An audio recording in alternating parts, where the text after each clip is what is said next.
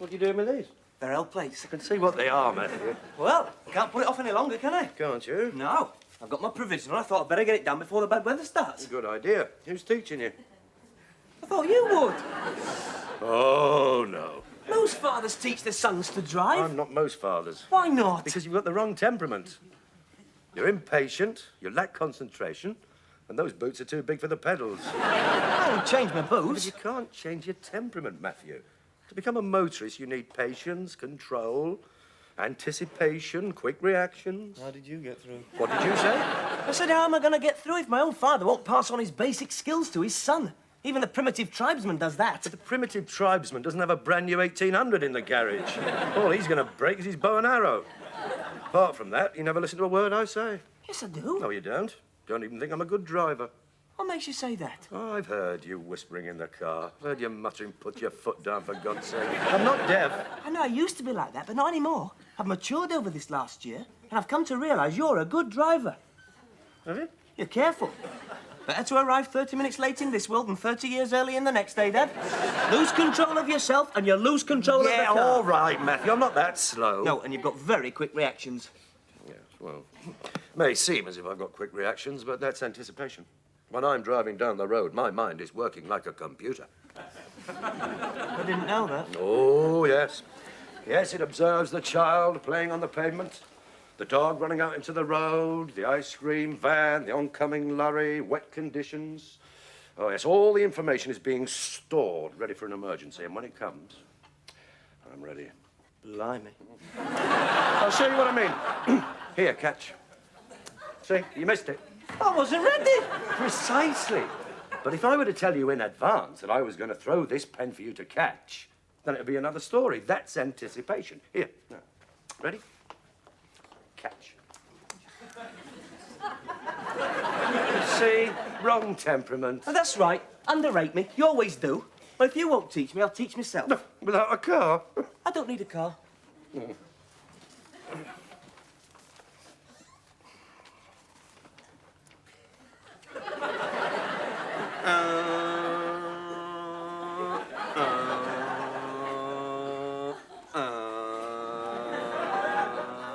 You're going to keep that noise up all night. I've got to learn. Forgot to put your seatbelt on. And you're not using your mirror. Don't hold the wheel like that. You'll tie your wrists in a knot. Feather the wheel. Through your hands, feather the wheel, feather the wheel. All right, you're moving out. Now indicate. Now, careful. Now you're taking that coffee table on a blind bend. Pedestrian!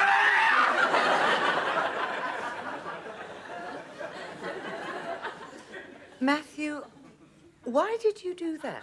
Enid, you moved out from behind a parked coffee table without looking. I had a blooming sideboard up my back. Could have been a nasty accident. What is he talking about? He's learning to drive, Enid. Wouldn't it be easier in a car? Yes, yes, I think you're right. Go and put the L plates on, Matthew. Thanks, Dad. You're going to teach him to drive? Yes, yes. Oh. What's the matter? Nothing. Come on, there's something the matter. I just wondered if you had the temperament for it. What? After all, it needs patience, self-control. Who said I didn't have patience and self-control? You did when I asked you to teach me. Yes, well, that was different. Because I'm a woman? Of course not. Just that I think that if God had intended women to drive, he'd have given them stronger wrists and feet that reach the pedals.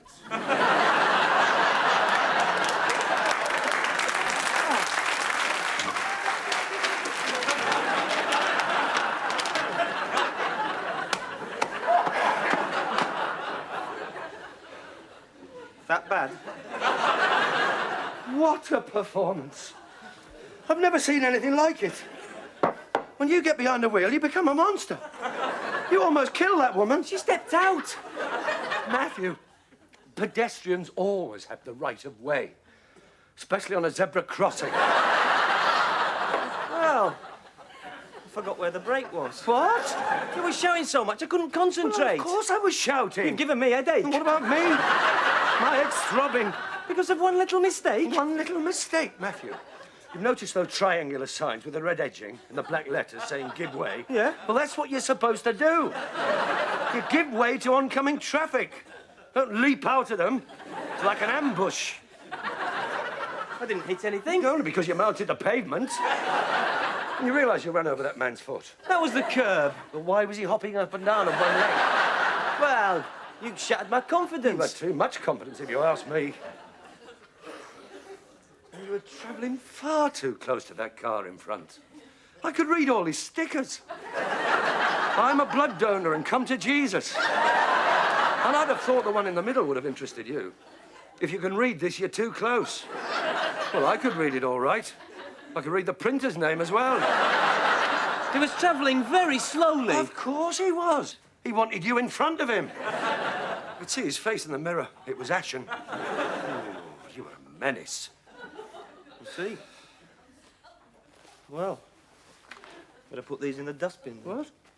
You're right. I'll never make a drive. It's a wrong temperament. I see.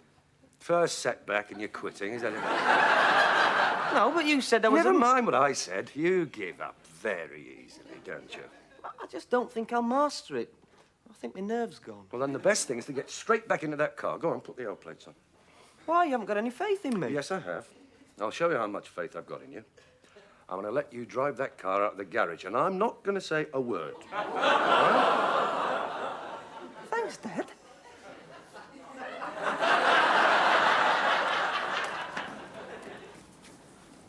Where are you going? I'm getting in. Oh, wait a minute. Isn't there something we should do before setting out on a journey? I've been. Not talking about that. First thing we do is check the car is roadworthy. Have you looked at the tyres? No? Don't you think this front one looks a little under pressure? Could be. Check it. Seems all right. With this.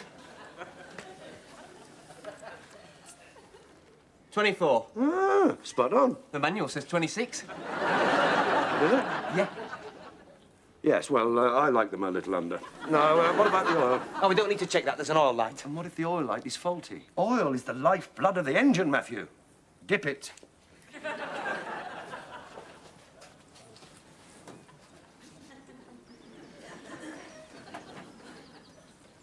Can't open it. That's going to be embarrassing, isn't it? Motorist arrives at the garage and can't locate his engine. That'll impress him. Isn't there a catch inside? Well, of course there's a catch. I thought you'd pressed it.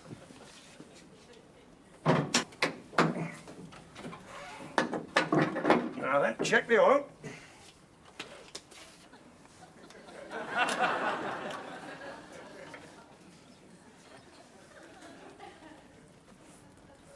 Can't find the dipstick. Oh, dear. Another embarrassing moment. Can't find his dipstick. Well, where is it?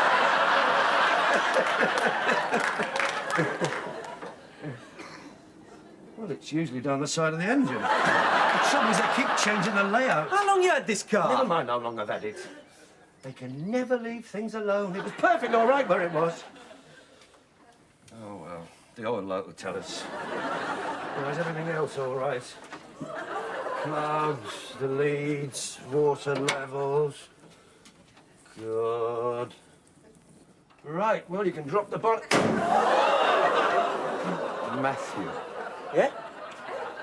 you trapped my tie in the car. Sorry.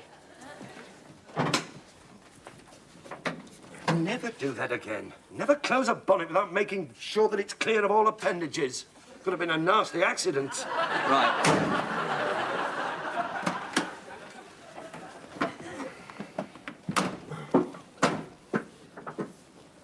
Now, I'm not going to say another word because I've got complete confidence in you. Good.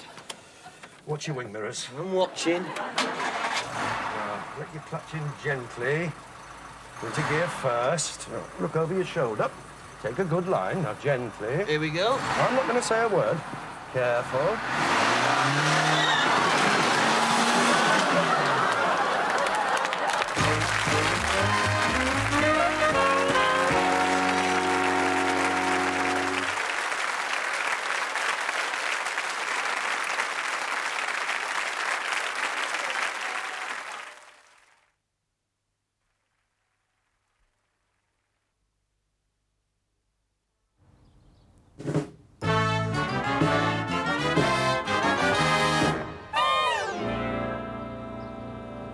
3-point turn. 3 point? Yes. In this street? Matthew, you're taking your test today. I presume you've achieved a reasonable degree of proficiency. I want a 3-point turn. Not your normal 7, not even a 5. I want a 3. I can't. Why not? Someone's watching me. Someone's watching you. That girl over there. Matthew, imagine you're taking your test. You can't stop because someone's watching you. She knows me. Well, the examiner's not going to pick a street where no one knows you. What do you want to do? Take it in Birmingham? There he is with a green card in his hand, ready to pass you. Ask you to do a 3-point turn, and you say, I can't, someone's watching me. Fail. Just get on with this. What about all these cars? They're not going to move. They're stationary. Just be careful and take your time. Use your brake. Balance your clutch. Now, there's a bit of camber, so watch it. Don't roll back. Don't roll back!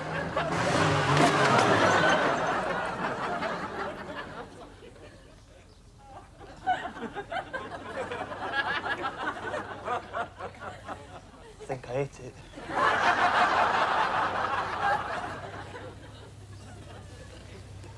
Pull over, will you? See what the damage is.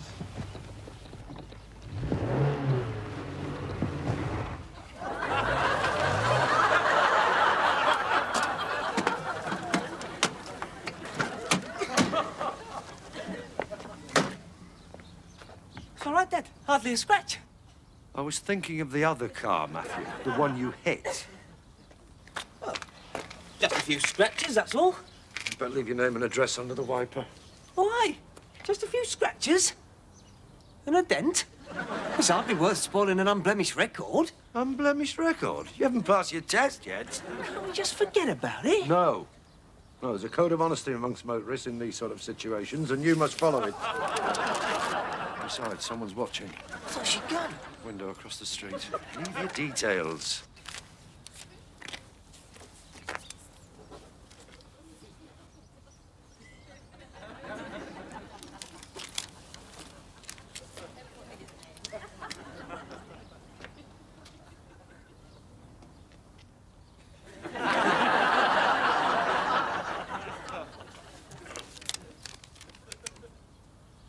People think I am writing my name and address on this paper, but I am not. Write down your name and address. And hurry. You've got your test in 10 minutes. Never mind. I suppose things can get much worse. I wouldn't count on it.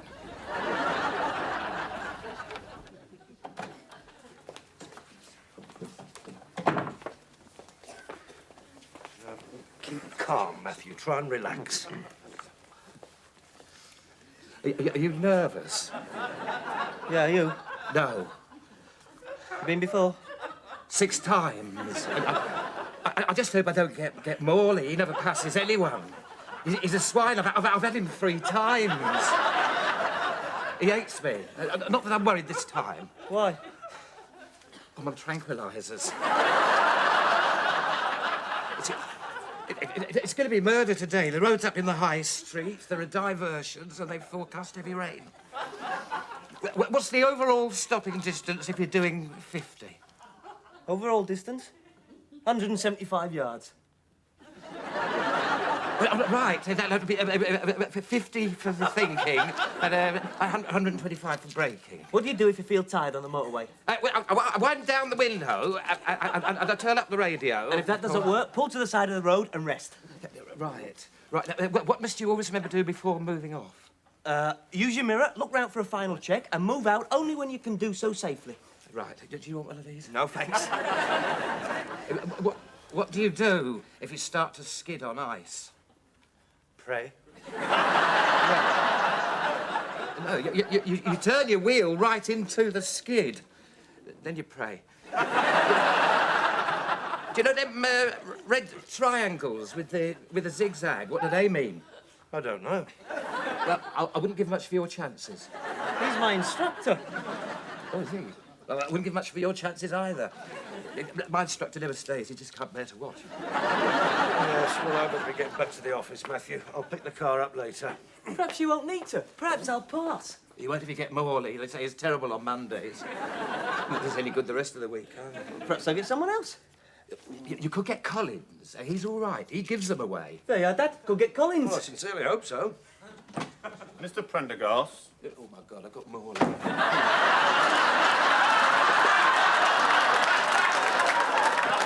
What this means, Dad? You could get Collins. Right. Hello. My name's Collins.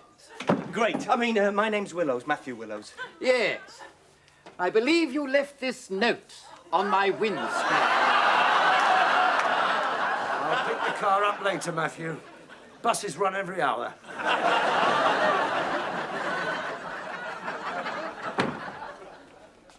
Well? Well, wasn't my day, was it?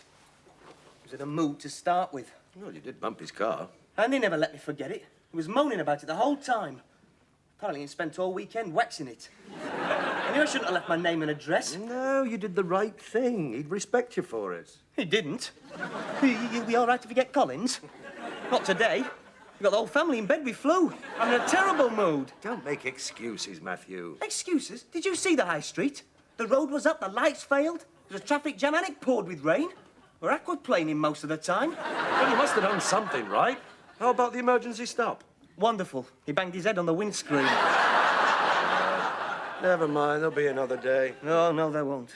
Look, Matthew, everybody has to be tested. It's not pleasant and no one likes it, but that's life. Where are you going? To pick up the car. And when I get back, I don't want to hear how he didn't like you, how everything went wrong, and how the whole world is against you. Just stop blaming others because you failed. Who said I failed? What? Your car's in the drive, Dad.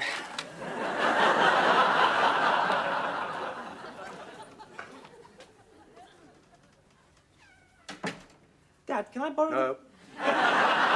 You didn't even know what I was going to say. Let me see if I can guess. You were going to say, can I borrow the car? Yeah. No. Why not? Because it's my car, it's the only one I've got, and I need to look after it. Come on, Dad. It's not as if you're using it. And I am, as a matter of fact. It's a rotten night, and I promised to take Enid home. That's no problem. I can drop her off on the way. No, I couldn't risk it. No, it's freezing fog out there, Matthew. Need a few thousand miles under your belt to cope with that. It's not that bad. No, not yet, but it could descend like a blanket. Like the fog of '63. Yes, that was a real fog. So thick you couldn't see the instrument panel. I was known as Cat's Eyes in those days. Cat's eyes? Yes, and you know what? They used to close in the daytime. Because I could see in any conditions. When it was foggy, people used to ask if they could follow me home. Yes, the fog of '63. I led a convoy of 30 cars up that motorway. Look, I can see in the fog. Oh, maybe you can, but you're forgetting Enid. She wouldn't entrust her safety to someone who's only just passed these tests. She wouldn't mind. Oh, you don't think so? Oh, well, let's find out, shall we? Enid! Yes, Mr. Willows. Oh, Enid, Matthew's just asked if he can borrow the car, and he said he'll run you home on the way. I'll get my coat. Enid, I would point out that I am prepared to take you myself. That's all right. Yes, but after all, he's only just passed his test. I mean, we would both understand if you felt safer with a, more experienced driver. No, I don't mind. But conditions are pretty bad, Enid. Freezing fog, possibility of black ice, and he is very young. Ah, but younger people have quicker reactions, don't they? What? I'll get the car out. Enid, I appreciate you building his confidence like this, but if you feel safer with me... I don't. Oh, well, if it was that little incident in the supermarket car park, that wasn't my fault. No. That could happen to anyone. Yes, but it did shake me up, Mr. Willows. My neck hasn't been the same since. I think I've got whiplash. You haven't said anything to Matthew? No. Oh, good, because he's still got a lot to learn, and I don't want him to lose confidence in me. No, of course not. Dad, there's Mr. Chapman to see you. He says you pranked him in the car park. What? Ah, we meet again, Mr. Willows. You remember our little, incident in the car park? Well, in the excitement of the moment, we forgot to exchange our insurance details. Oh, no, that's all right, Mr. Chapman. You caused very little damage, and I've decided not to make a claim against you.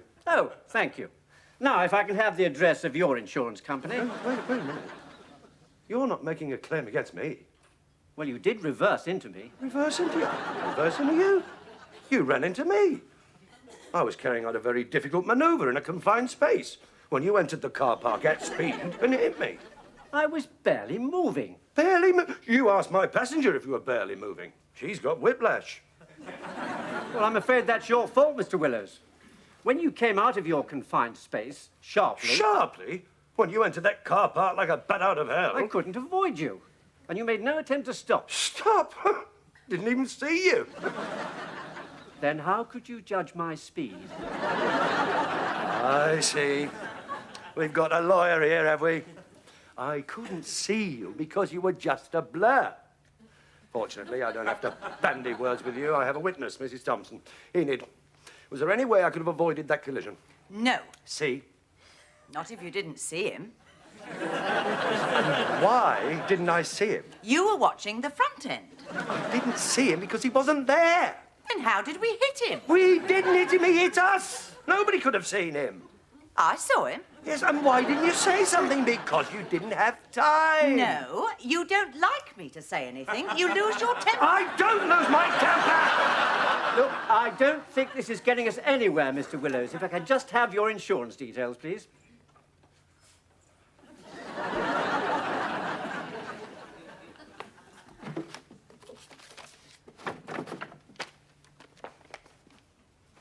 There you are.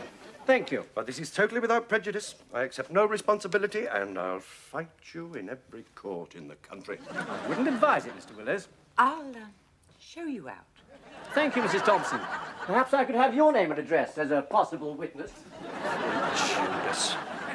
She's been waiting for this moment. It's revenge. Just spoiled a blameless record of 30 years accident-free motoring. Never mind, Dad. We all make mistakes.